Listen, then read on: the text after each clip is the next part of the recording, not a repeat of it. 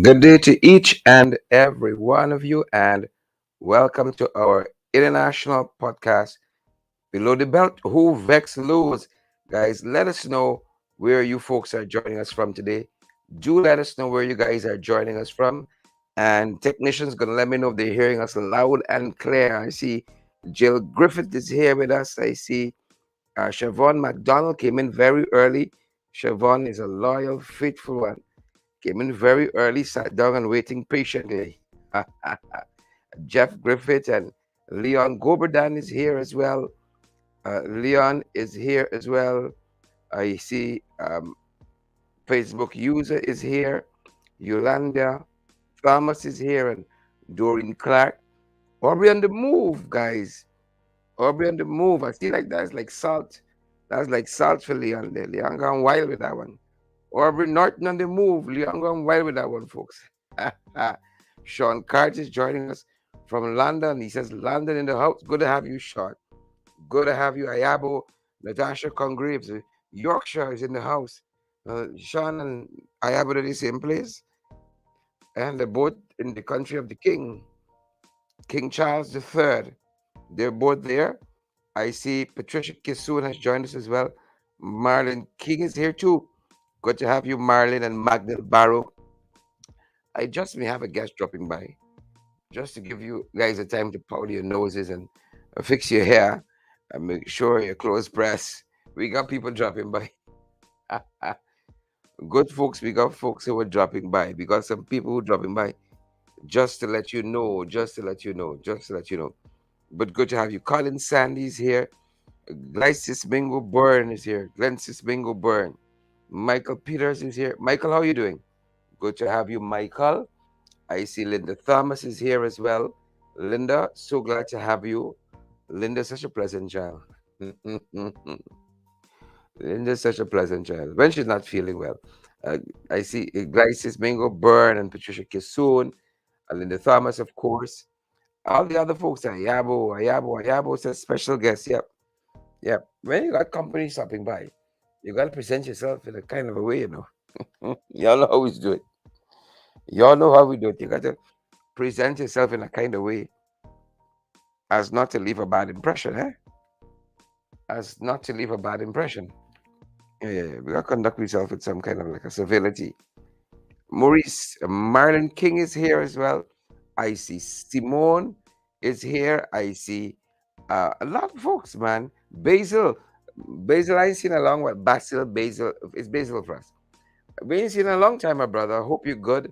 Wherever you are in the world today, we hope you are good. And Anna Gordon, and we trust you are well. We trust you are well too. Yep, I see Kieran Thomas. Kieran, how you doing? I ain't seen a little bit. You know, whatever money y'all owe us, we forgive you. You don't worry now. Whatever money y'all owe, y'all come around steady. Whatever money y'all owe, yeah, we forgive you. We forgive you. You know, we forgive you. Irma Holder. Irma, how you doing? Irma, how you doing? Right? Irma wants to know what happened with the voice. Is the mountaineer?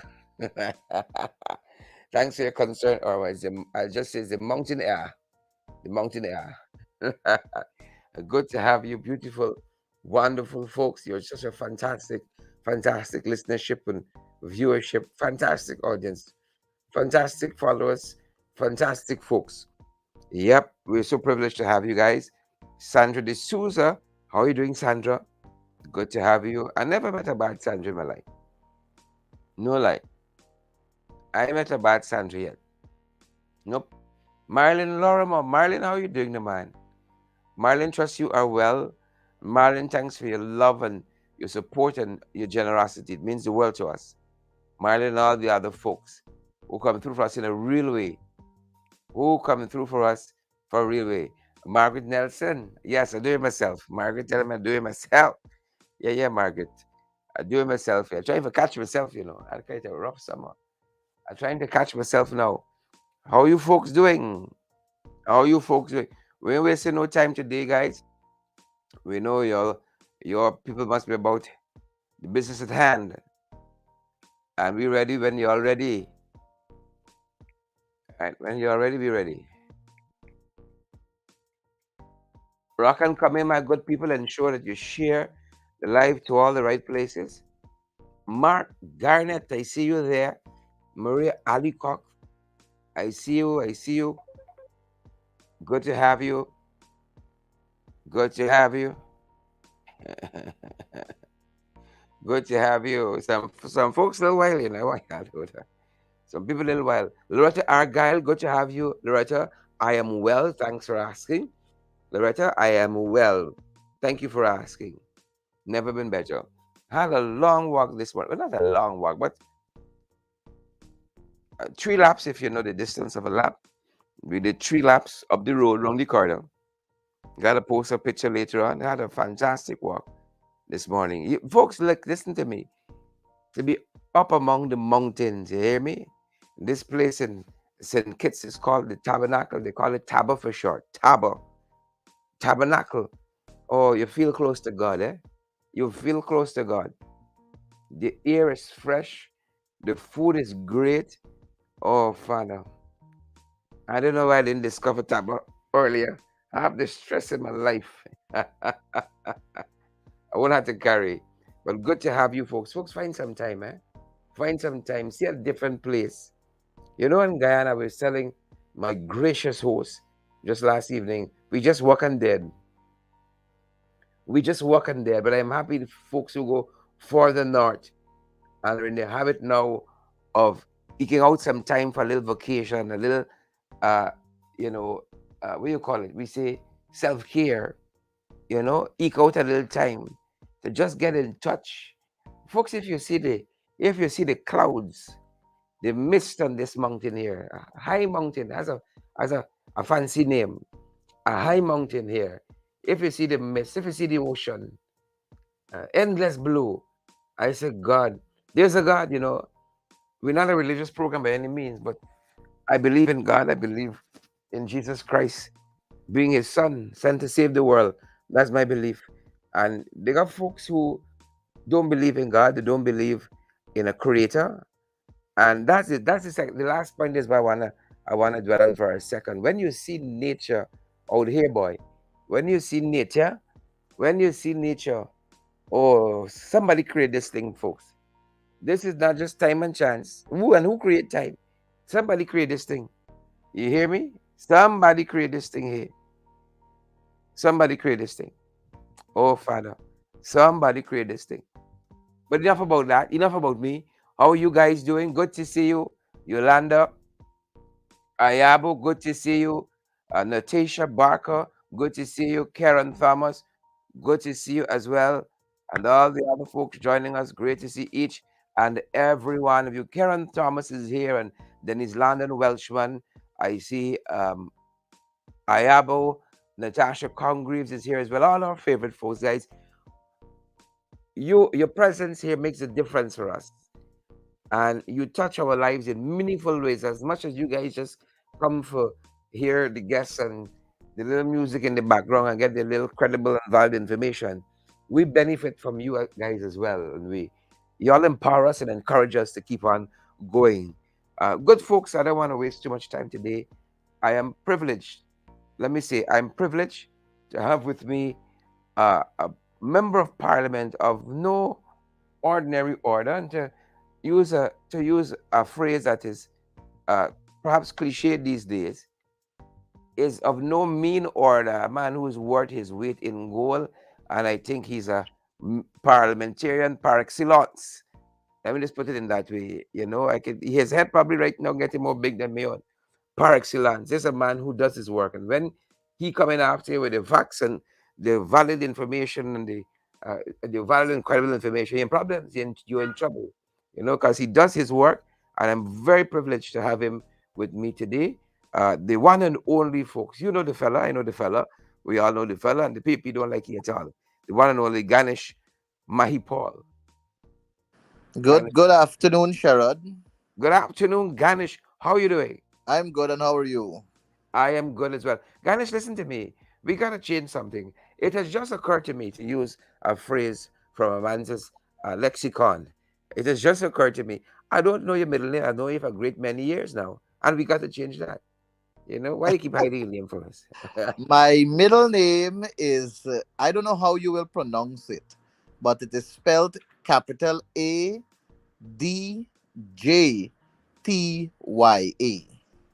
The intention was for it to be Aditya. Aditya, Uh-huh. but the nurse made a mistake and put a J instead of an I, and Uh-huh. I never endeavored to change it because I just like the J there.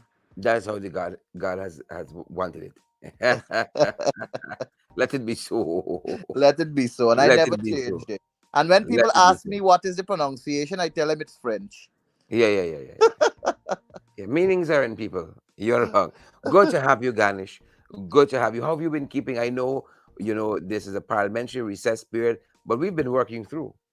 Yes, of course, we have to continue to do the people's work, and the parliamentary recess doesn't mean that we go into recess.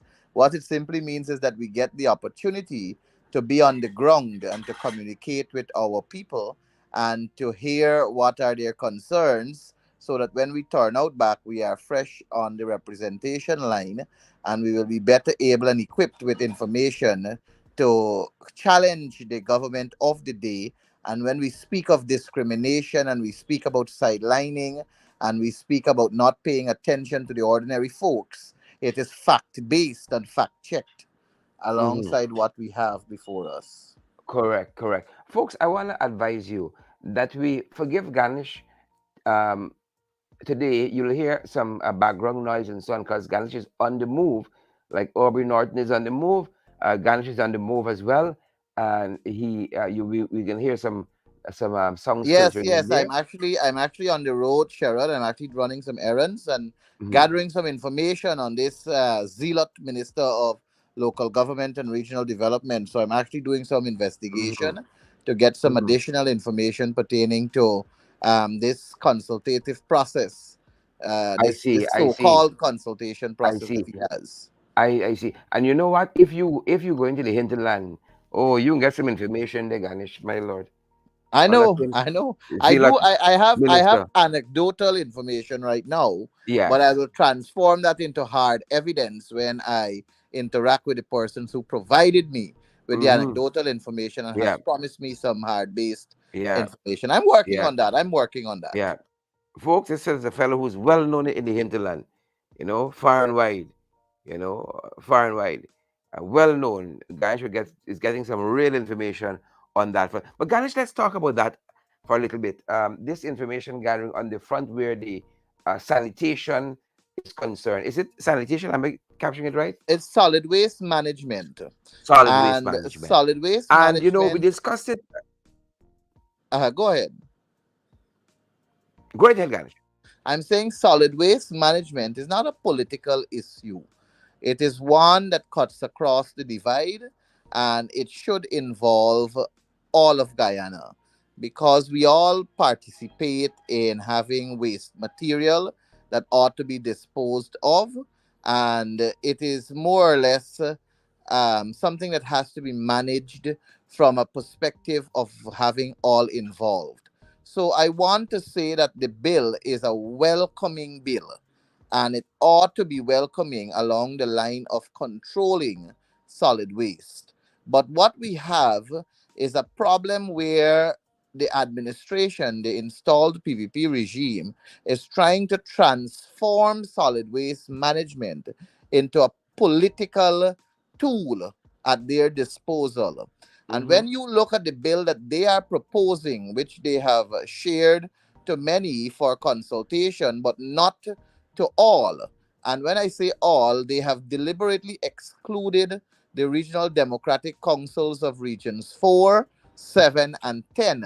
Oh It is boy. as though those regions don't have solid waste to dispose of.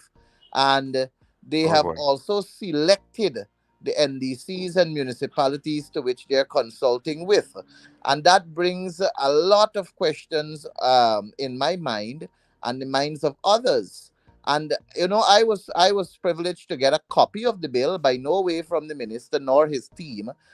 Just someone who attended the function sent me the copy. And when I read the bill, I cannot support the bill in its current construct because what the bill seeks to do is to really empower a minister to decide on what the authority has to do.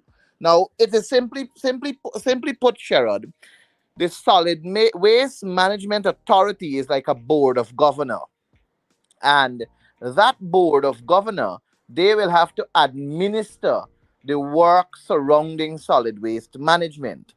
But this bill that they are bringing to the parliament, or they endeavor to bring to the parliament, Uh-huh. this board cannot function effectively because everything they do must get the minister's approval. They sound like the So NRF.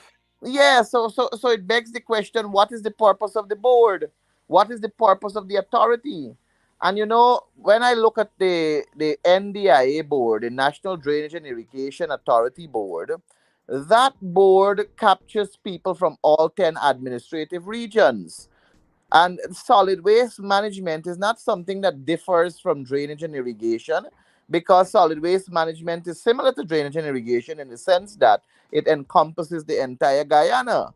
So I Mm-hmm. would have thought that the solid waste management board, should have also encompassed all of Guyana like the NDIA board, where all the regional chairpersons sit on that board, and they will be able to make decisions in the best interest of their region.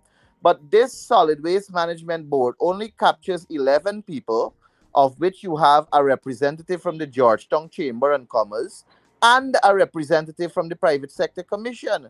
That to me is double dipping. Because why do you need Georgetown Chamber of Commerce and the Private Sector Commission? Georgetown Chamber of Commerce is a part of the Private Sector Commission. Why not take one alone from them?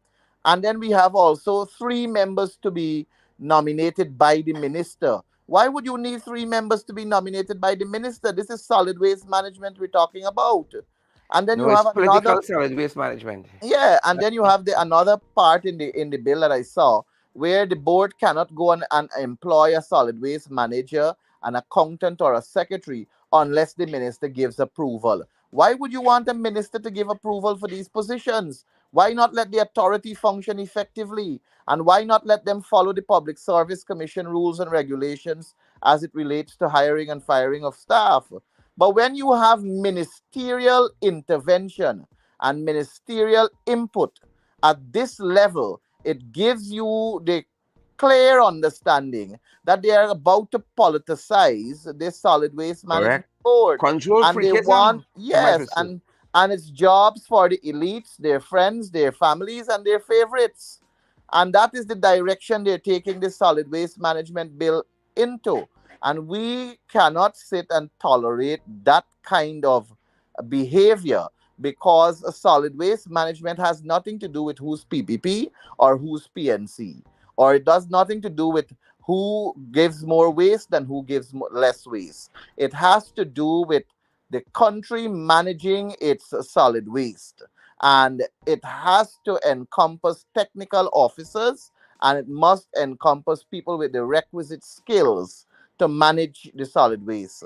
And you cannot afford to have ministerial intervention at that level. I mean, what technical skill Dharamlal has or Anand Pasad has to decide whether to employ a solid waste manager or whether to employ someone with the necessary skills to fit that criteria? Do they possess the requisite skill to determine that?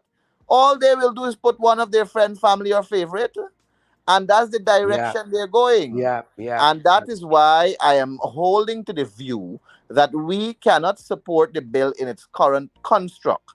Mind you, we are not against a solid waste management bill.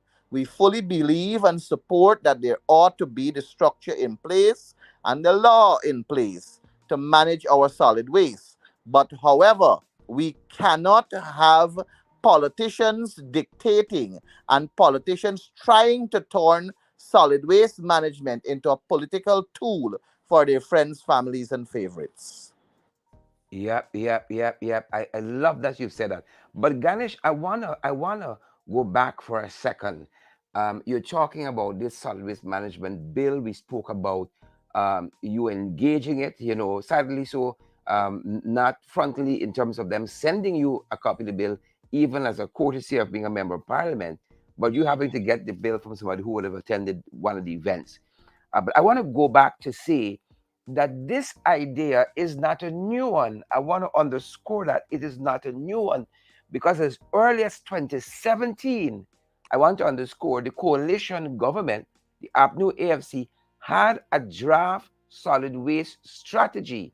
And the title of the document was Putting Waste in Its Place, a national integrated solid waste management strategy for the Cooperative Republic of Guyana, and listen to the period in which it envisages that it would span from 2017 to 2030.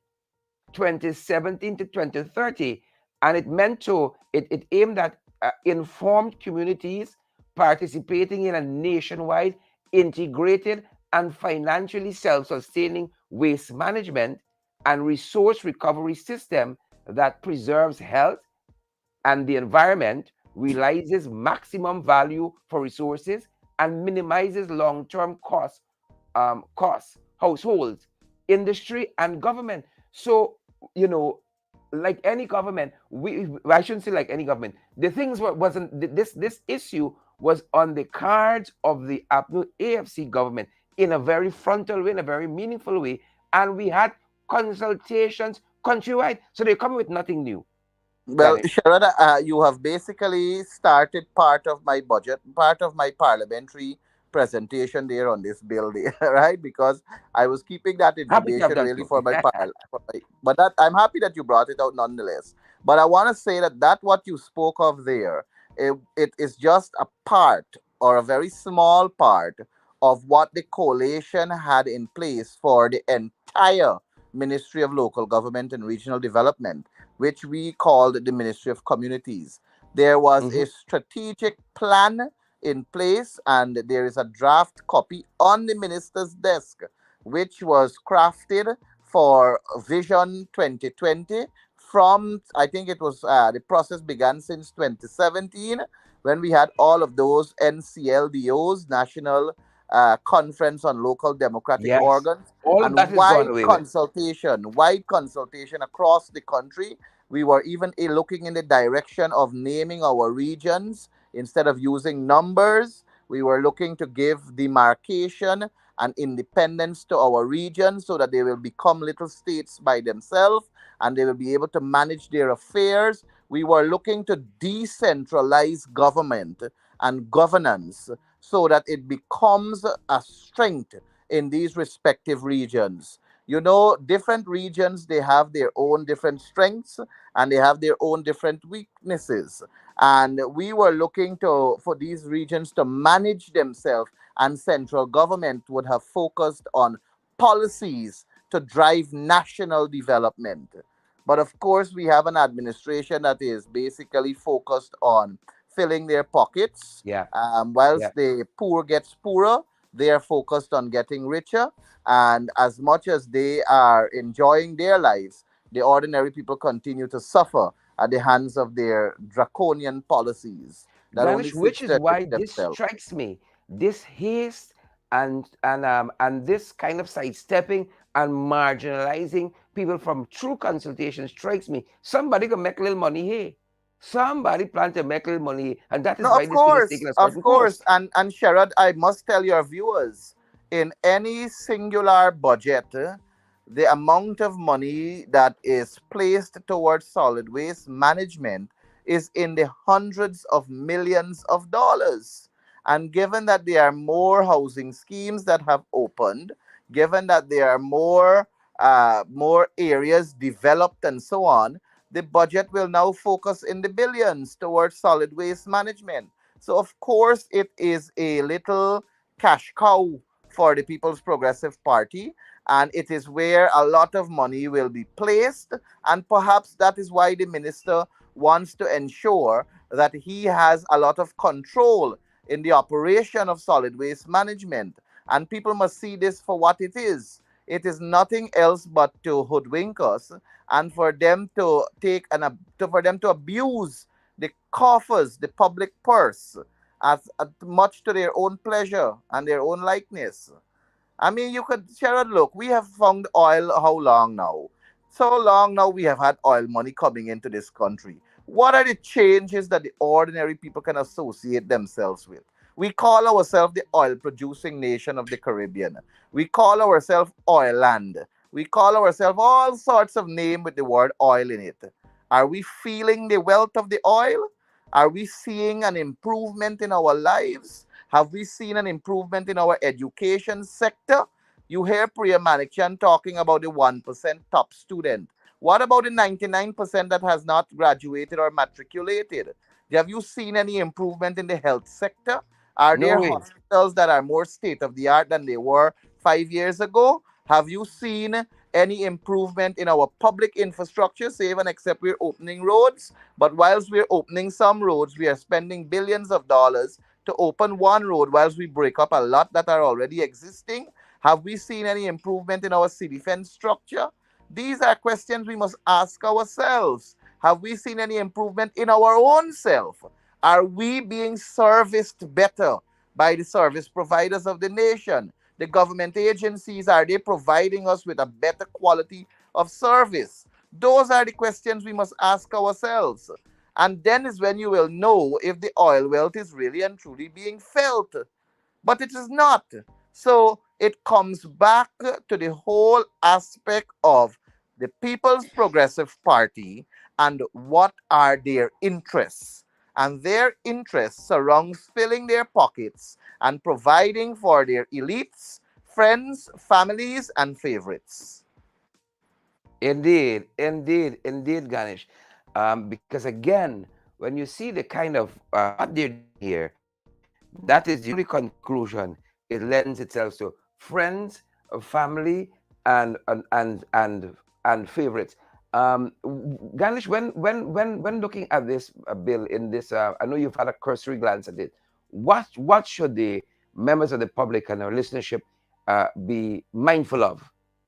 They should be mindful of the political interference in the management of the operation.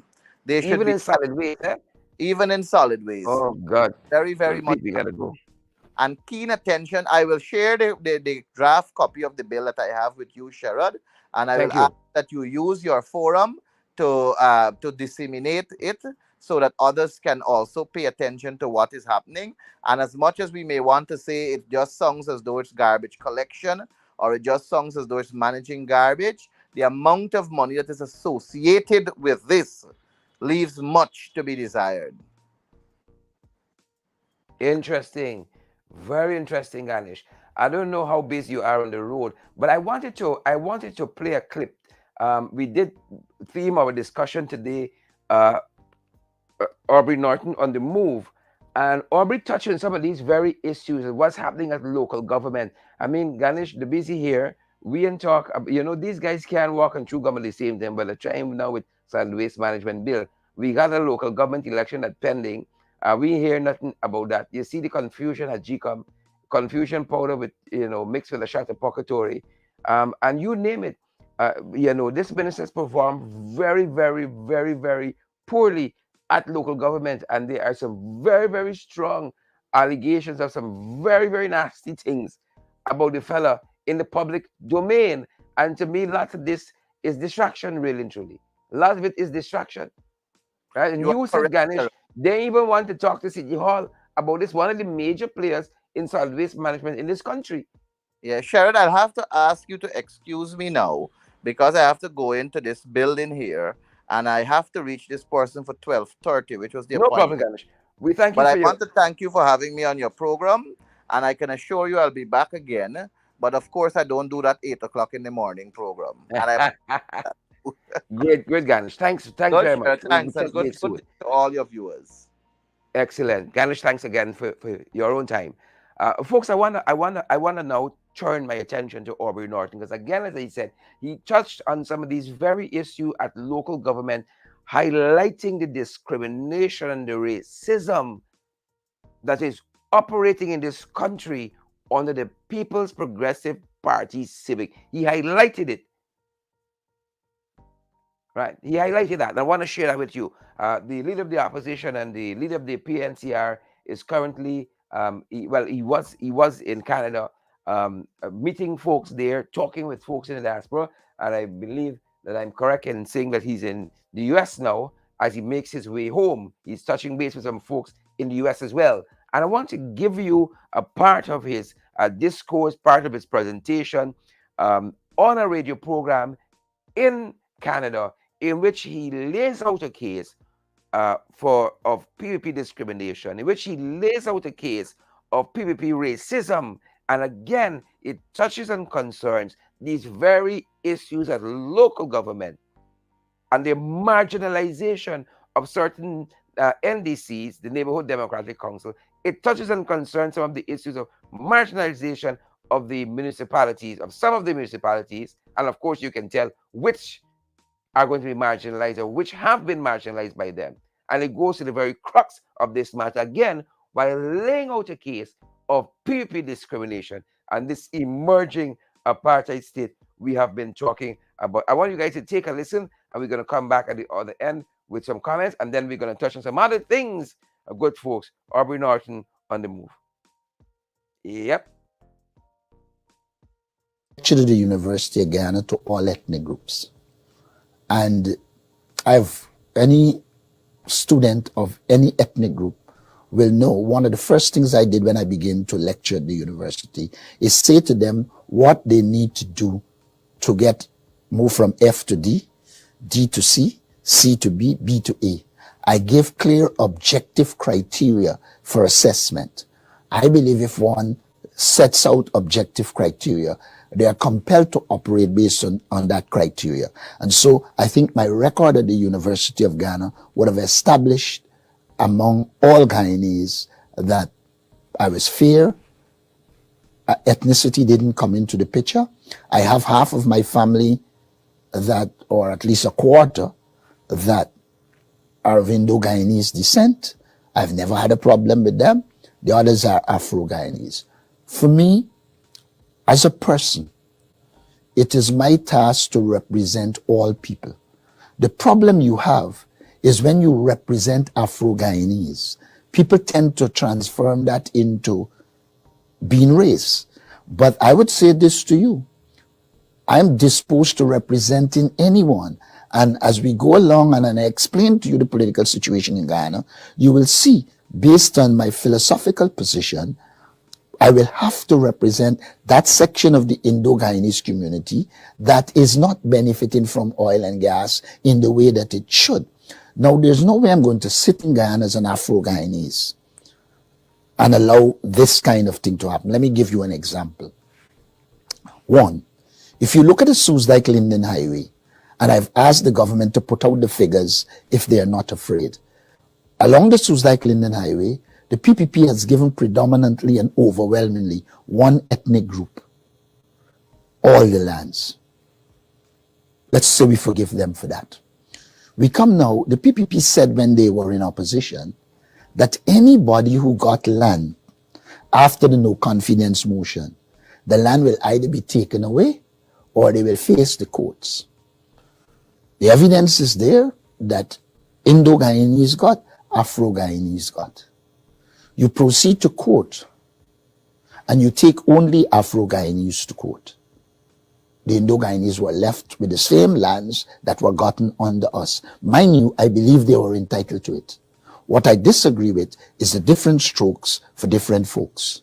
Now, I was called to Bell West and Wales, which are Indo-Guyanese communities. And the people there who got land that were Indo-Guyanese and perceived to be AP and New AFC, they began to hassle them.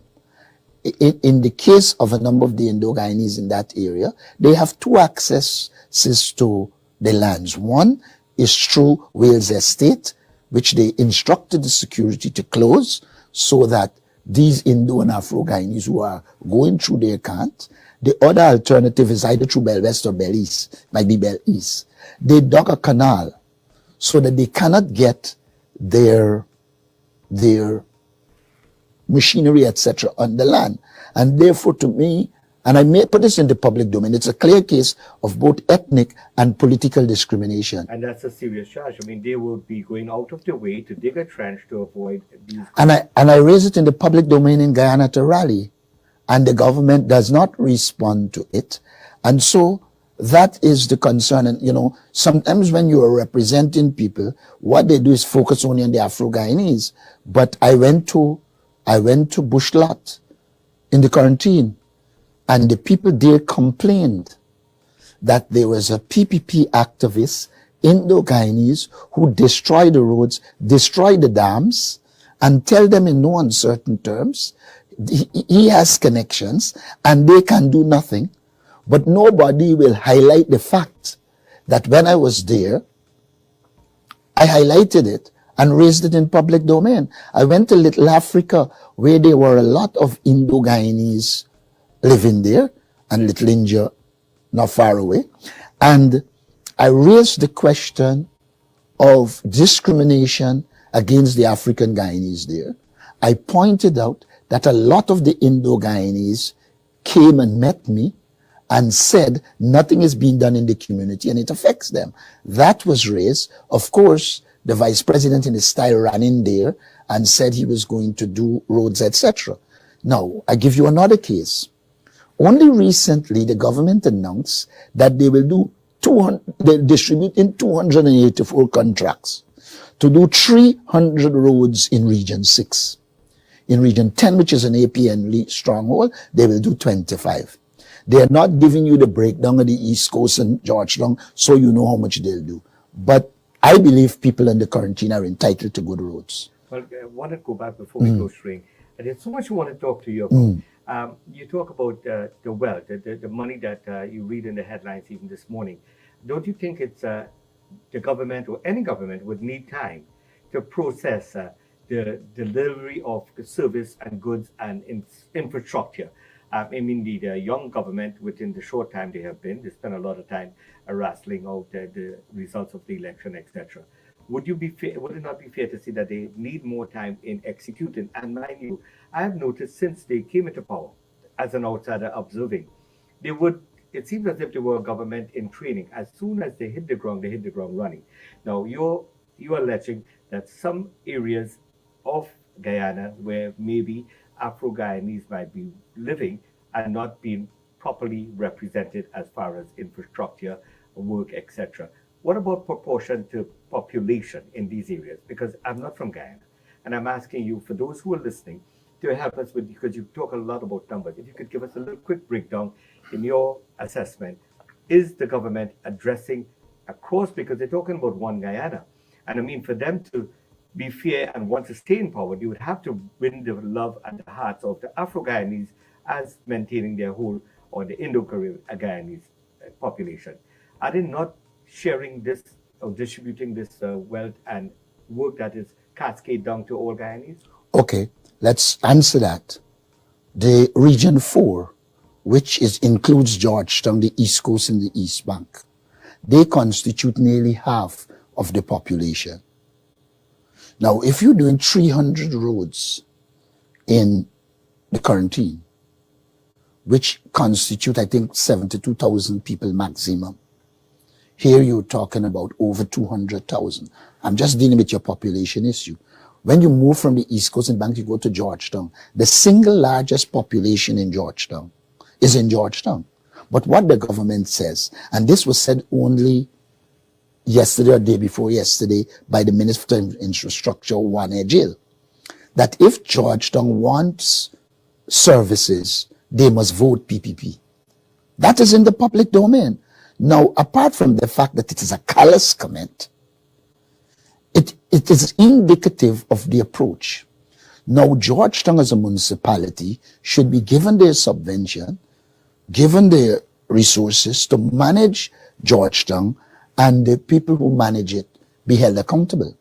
Now, Georgetown is won by the APN UAFC. It has an Indo-Guyanese mayor, but they continue to deprive Georgetown of resources. They do the same thing with New Amsterdam. They do the same thing with Bartica. They do the same thing with Madia. All four that we would have won. May I also point this out? The government gave a $4 million to every NDC to clean up their area, to do work.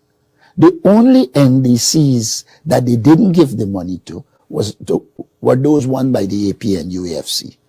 And then they proceeded to take that money, do what they want in the area, and then tell them the work was done. Now, if you believe in local government, you allocate resources to the local authorities who are elected. You allow them to manage, and as government, you hold them accountable.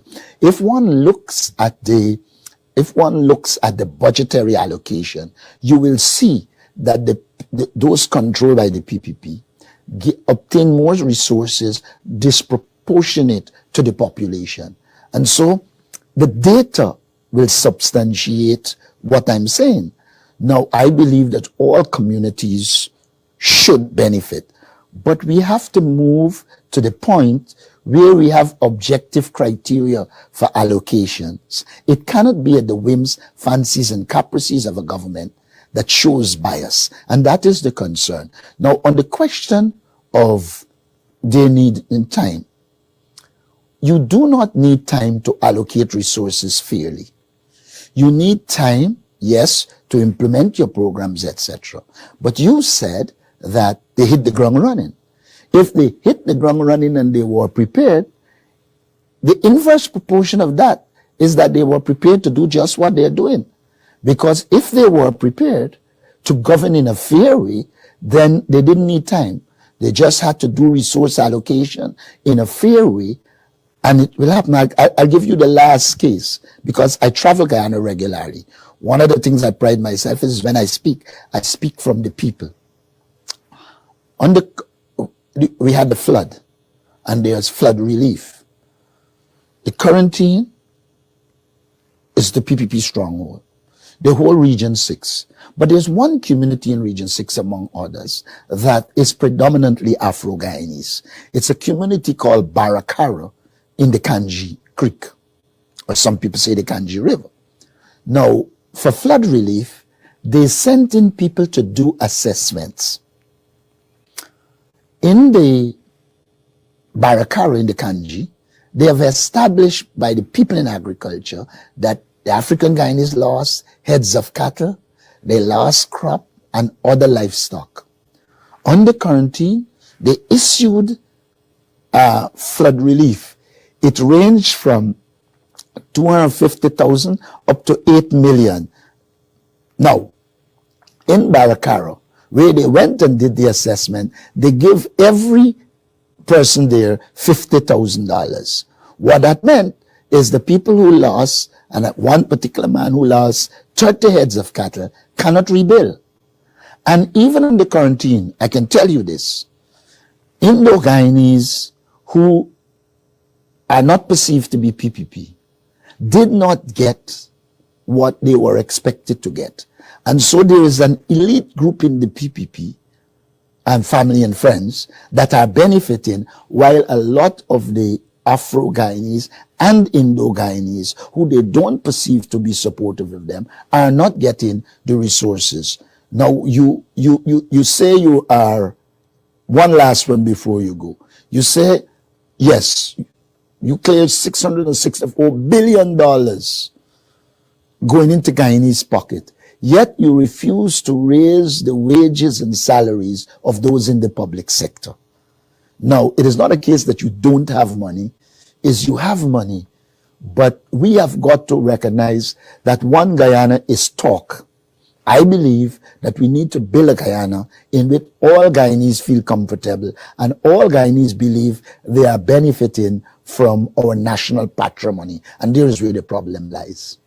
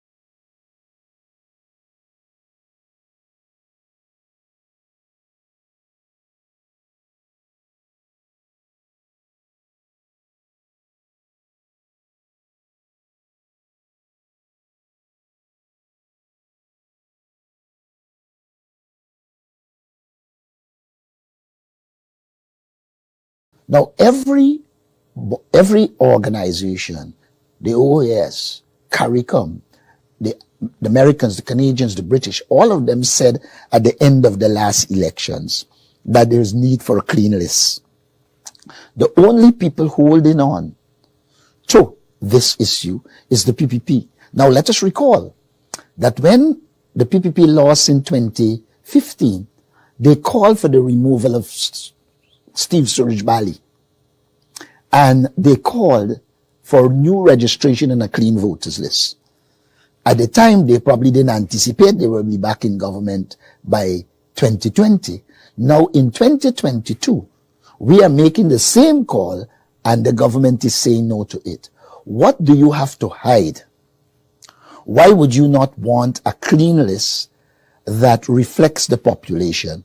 A country can only consider itself to be democratic if the list that is going to the elections is reflective of the population. And if it fails to reflect the population, then you create the conditions for the very irregularities you claim to be fighting. You are creating the conditions for tensions again after the next election. We are of the view that we need a clean list and we need to put biometrics in place. Kenya just had elections with biometrics and there's an improved situation.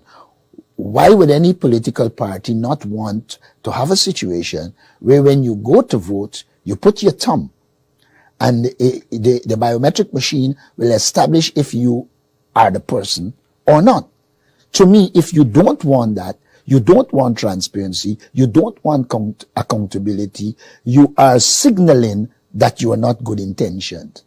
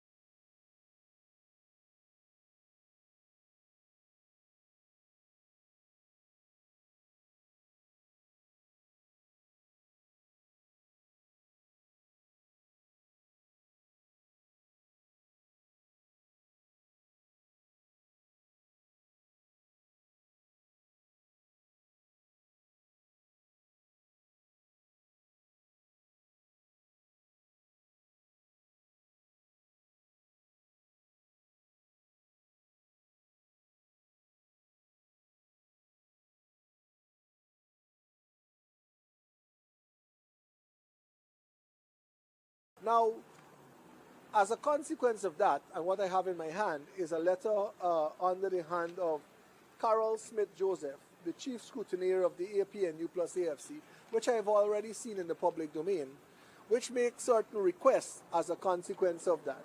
First of all, they are alleging that the entirety of the list of supplied by the APNU plus AFC to the Guyana Elections Commission was not sent for verification. I reject this.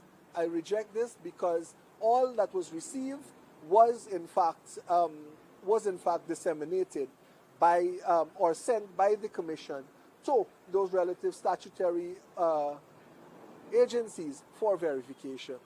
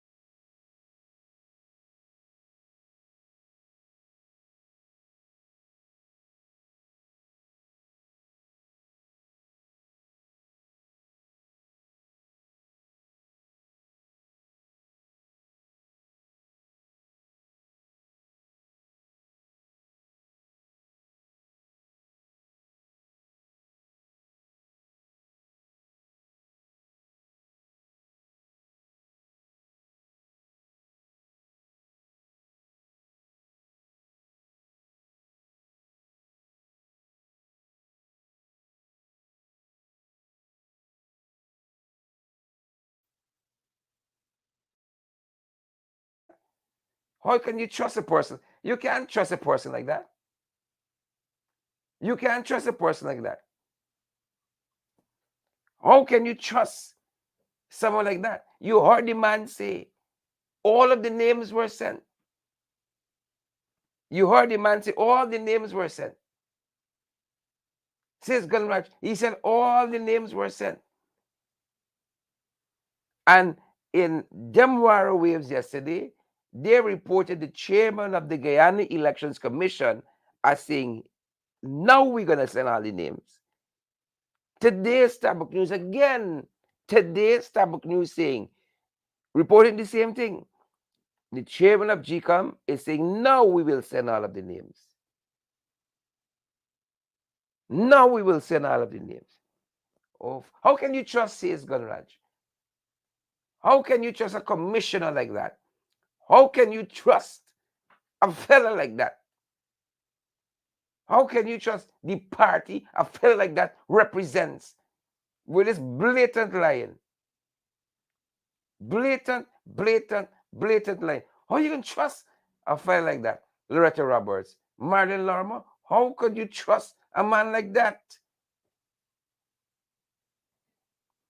You can't trust a fella like that. And so Aubrey Norton, leader of the opposition, leader of the People's National Congress Reform, is on the move in the diaspora. And again, during that very interview in Canada recently, he was asked about the handshake. Why ain't shaking hands with Irfan? Because that is the hottest thing on the political agenda. Shaking hands with Irfan. That's the hottest thing. And he responded. He responded. He responded to Handshake Gate. And this is what he said, folks. This is what Aubrey Norton said on that issue about whether or not he should shake hands with the leader, with the soon-to-be leader of the opposition, Irfan Ali. Here's what Mr. Norton said. I'm of the view that a government should treat all as equal. And to the extent that they haven't been doing that, I'd said in the public domain that it needs to be addressed, and there can only be meaningful consultation if these critical issues affecting constituencies are addressed. It is in that context I said I'm not prepared to shake the president's hand as if things are normal when things aren't. We have a situation in Guyana where only in today's paper I read from here that Guyanese would have, the headlines in the Guyana Chronicle read, $64 billion in the pocket of Guyanese. Now, I live in Guyana.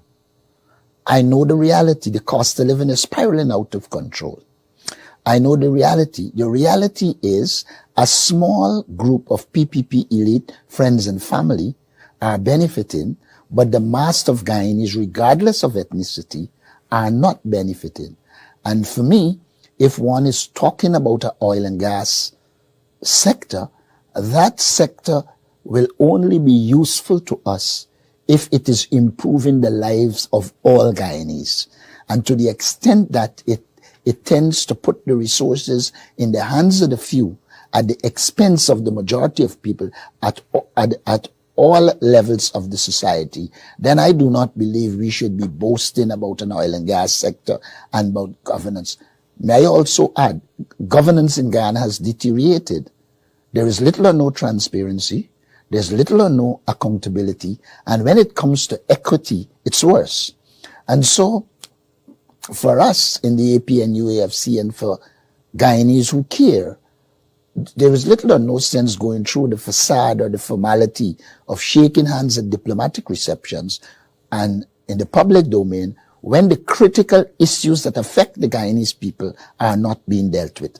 And like I said, I'm prepared to shake anyone's hand, but that handshake will come when we begin to address the critical issues in Guyana.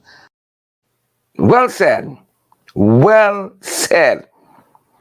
If anybody disagrees with me, they're going to fight you. Well said. Right? It makes little sense shaking hands at diplomatic receptions and the whole country falling apart. It makes little sense. Well said, Mr. Norton. Well said. You heard it there, folks. Fortunately for us at this end, that's our time, folks. That's our program. That's all we have for you today. We're so thankful for you folks stopping by. Well said. Respect and manners, Mr. Norton. Leader of the opposition, leader of the PNCR. Respect and manners. That's our time, good folks.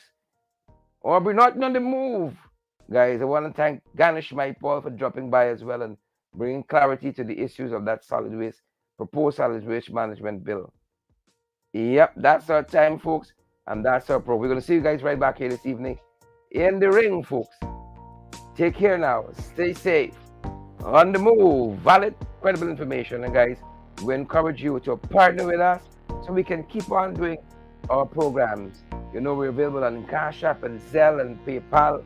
We're available via MMG, MoneyGram, and Western Union as well. And every donation, guys, each donation keeps our programs going. And this is how you help us to move forward, to bring you valid, credible information. We pursue the truth wherever it leads. Wherever it leads. Go ahead and have a fantastic rest of the day, folks. And we're going to see you guys right back here, same time, same place, tomorrow. And we're going to see you guys earlier than that this evening in the ring, folks. Thanks for joining our international podcast. We're broadcasting live today from St. Kitts and Nevis, St. Kitts in particular, and we're so happy to be here with you guys. So happy to be here with you. Pace and power, boots on the ground, with our backing down. Have a fantastic rest of the day. We're gonna see you guys back here this evening. Stay safe, guys. Stay safe. Stay safe.